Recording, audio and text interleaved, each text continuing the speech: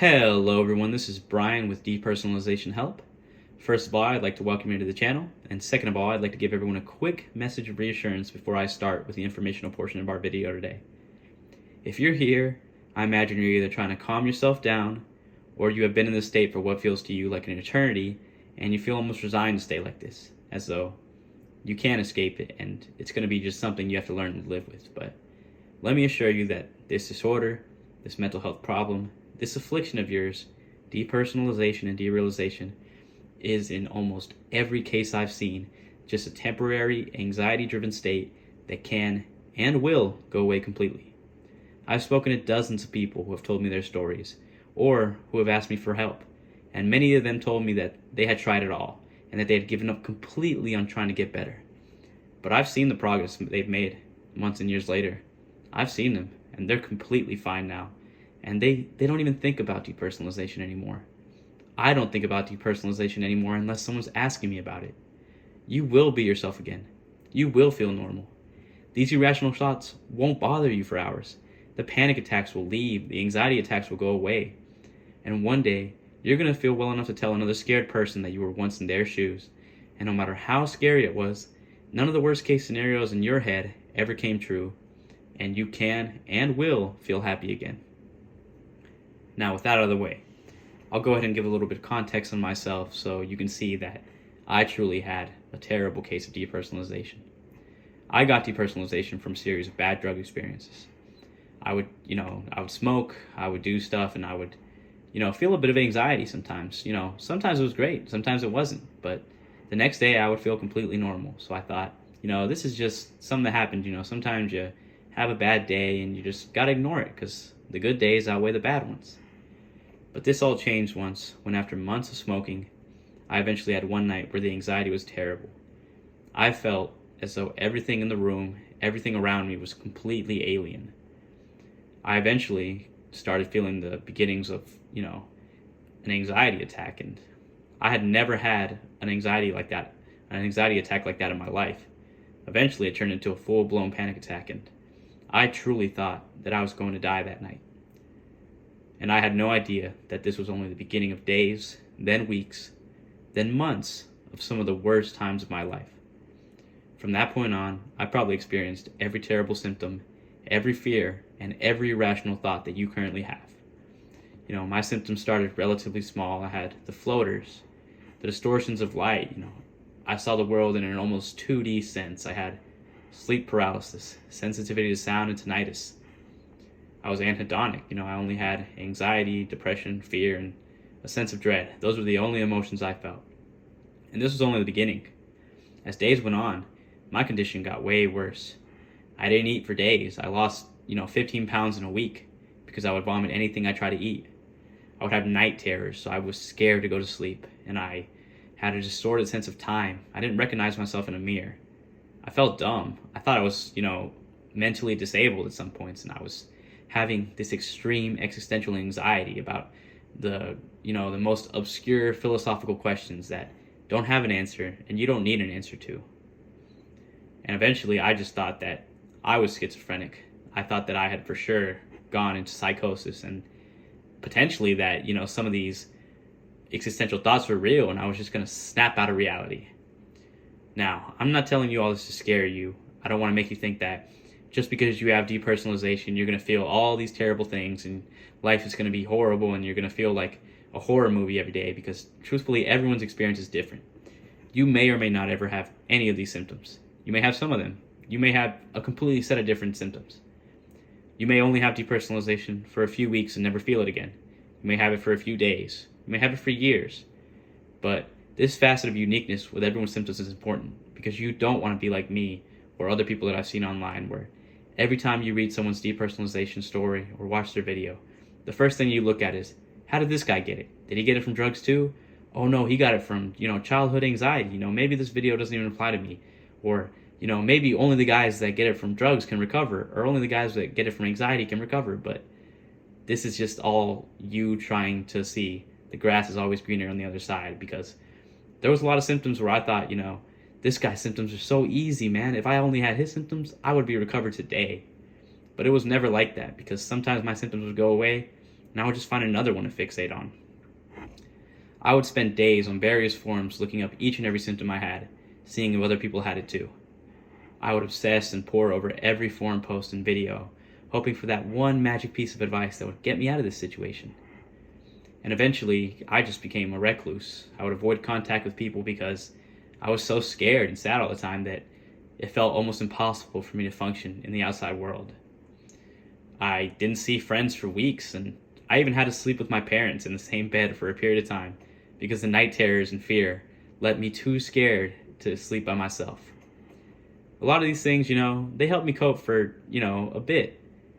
I truly was scared out of my mind. I had never felt any of these things before. But ultimately, continuing to do these things hurt me much more than it helped me. There's so many positive things you can do, and there's so many negative things you can avoid. Secluding yourself, eating unhealthily, spending hours upon hours on the internet, on YouTube, just researching the same things, the same videos over and over. None of this stuff's going to help you. It's just going to make your condition worse. Now, there isn't one method to heal, and I found a lot of people that gave a lot of great advice, even if it didn't apply to me. There were some people who found escape through God. There were some people who, they found a new yoga or a new medication prescribed by a psychiatrist that they said got them out of it. That's great. I didn't do any of those things. I can't stress it enough that just because someone on some forum or website says you need to tackle childhood trauma or take certain vitamins or do some weirdly specific workout regimen, this doesn't mean you need those things to recover. Maybe it did help them, but I recovered without medications, without any special vitamins, without any religious and spiritual awakenings, without any groundbreaking revelations on my existence or, something I never knew as a kid. The only thing that helped me recover was being present in life and not letting these symptoms overpower my life. You don't have to do any one thing that's going to magically fix you. But if you want the best shot at getting out of this, I would suggest doing the following things. All right, first of all, get out of your house. Speak to people that care about you. It's scary, and you're probably constantly in fear, and you're tired, and you're confused all the time. But trust me, when I say a big reason why everything feels so irrational and crazy to you is because you fall into these rabbit holes, because you sit around by yourself, and you listen to yourself think these crazy thoughts. You're having conversations with yourself at this point, just saying nonsense, and you're getting nonsense back. I'll give an example. I spoke to a friend of mine and I told him I felt like no one in this world was real besides me. That, you can never prove someone else is real. You can only feel your own reality. This thought bothered me for weeks, and I would think about it in my head, and I would think, oh man, if there's only one way to prove that this was false, I would be fine. I wouldn't even worry about my other symptoms.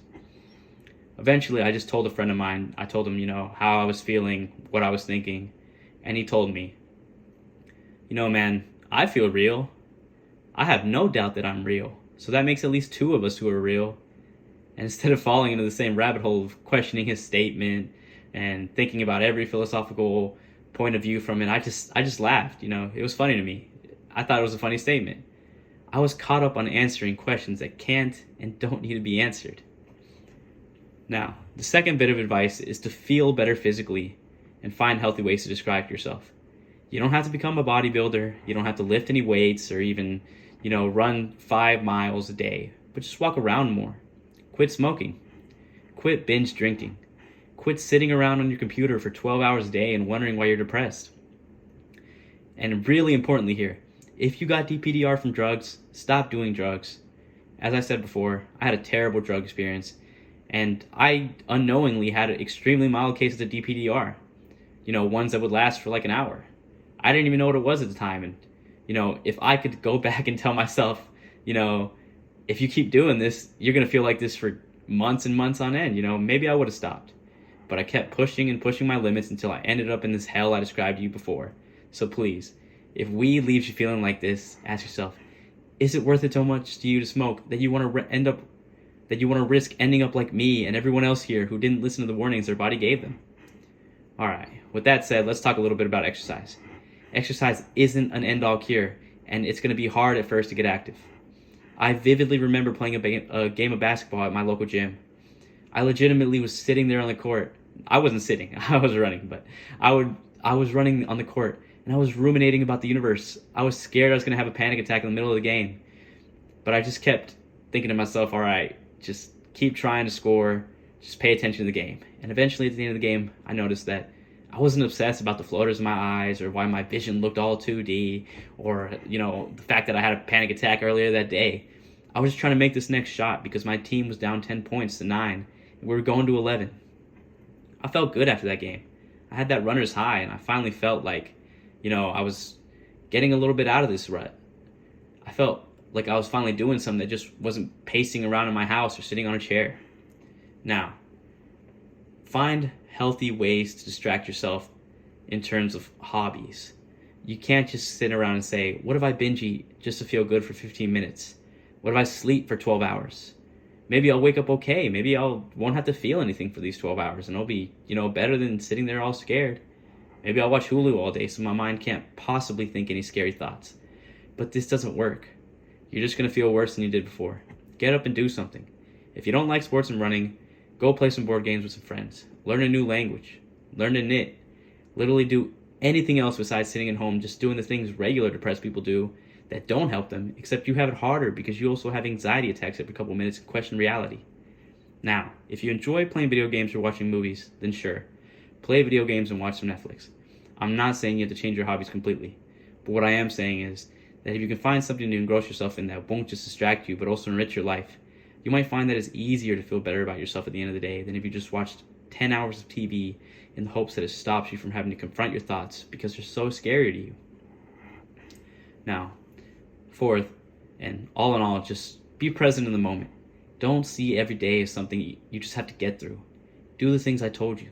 Try to build something up every day in your life and have things you want to look forward to instead of trying to get over DPDR by distracting yourself with drugs, alcohol, sleep, or mindless media.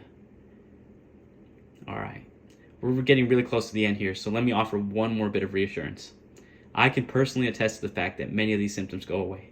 And I don't mean you just learn to live with them, I mean they go away for good. I spent hours obsessing over things like, well, now that these existential thoughts are in my head, I can't just forget them, or what if I don't ever see the world normally again? But I can tell you that once you feel better again, you won't care about these things anymore. You're going to feel like yourself again because these thoughts don't represent you. They just represent anxiety that manifested itself as a set of seemingly endless terror in a time of weakness. Ever since I've recovered, I've finished college. I've traveled to countries everywhere from Central America to Asia. I worked jobs and met dozens of new people. I feel like myself again, man. But I'm still just a normal person. I get anxious sometimes, and you will too in the future.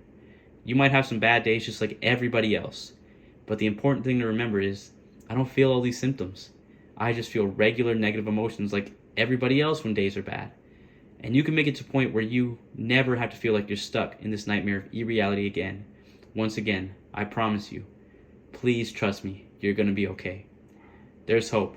You will not have to live like this forever. And anyone who says you will does not have your best interest at heart. With all that said, I thank you very much for watching my video, and I truly hope it helps at least one person. If you have any comments, concerns, or general questions, please feel free to leave them in the comments below. And please, for yourself, for your loved ones, and for your future, try to put at least some of the things you heard today into action. You will thank yourself for it later. Alright. Thank you for watching, and goodbye.